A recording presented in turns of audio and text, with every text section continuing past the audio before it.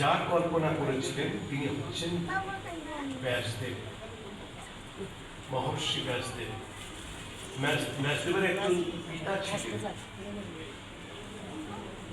তিনি তার নাম হচ্ছে পরাশর। জানি না আপনারা সবাই জানেন, ব্যাসদেবের পিতার নাম হচ্ছেন মহর্ষি পরাশর।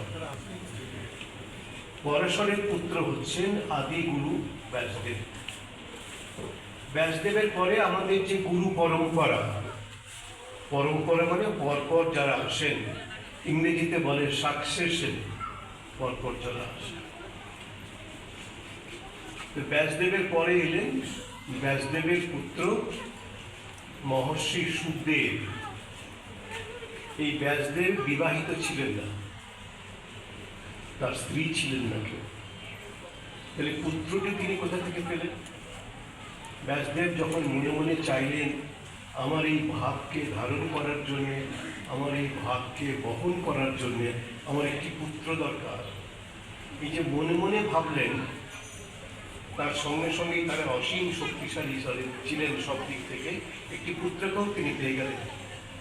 মনে মনে চিন্তা করলেন, এই জন্য তাকে বলা হয় মানস পুত্র।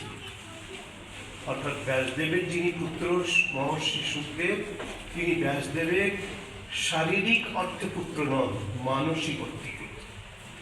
তিনি ব্যাসদেবের মানস পুত্র, তার নাম মহর্ষি সুখদেব। সুখদেব ব্রহ্মজ্ঞানী ছিলেন, ব্যাসদেব তো ছিলেন। সুখদেবের পরে যিনি আমাদের গুরু হলেন আমাদের পরম্পরায়, তিনি হলেন সুখদেবের শিষ্য আচার্য গৌড়পাদ।